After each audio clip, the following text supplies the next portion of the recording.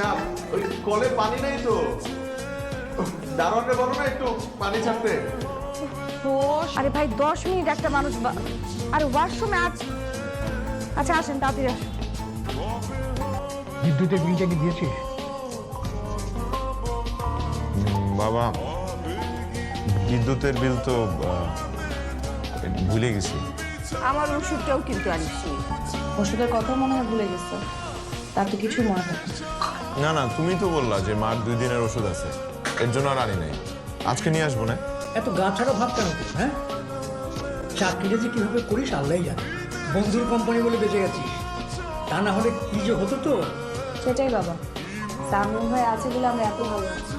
মানে খুবই ভালো মানুষ। হ্যাঁ, ছেলেটা আসলেই ভালো। এত বড় কোম্পানির মালিক, ওকে দেখে কিন্তু বুঝেই যায়।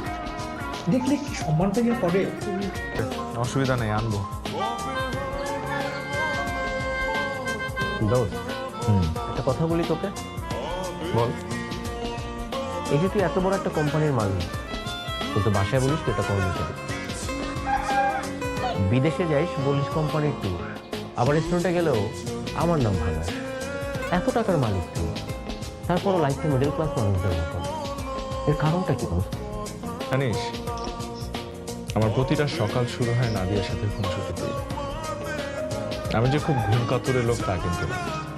আমি ইচ্ছা করে দেরি করে ঘুম থেকে উঠি। আরও প্রতিদিন সকালবেলা এক একটা অভিনব পদ্ধতি বের করে আমাকে ঘুম থেকে ওঠানোর জন্য।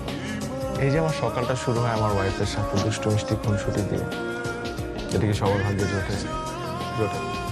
এই যে আমাকে ফোন দিয়ে বললো কচুর মুখে নিয়ে আসতে। আবার ইলিশ আনার কথা বলার সময় একটু চিন্তা করছে যে ওর হাজব্যান্ড ইলিশ কেনার সামর্থ্য রাখে কিনা। এই মেয়েটার পেছনে যে একটা দরদ না, এই দরদটা থাকবে না যখন ও জানতে পারবে যে আমি অনেক টাকার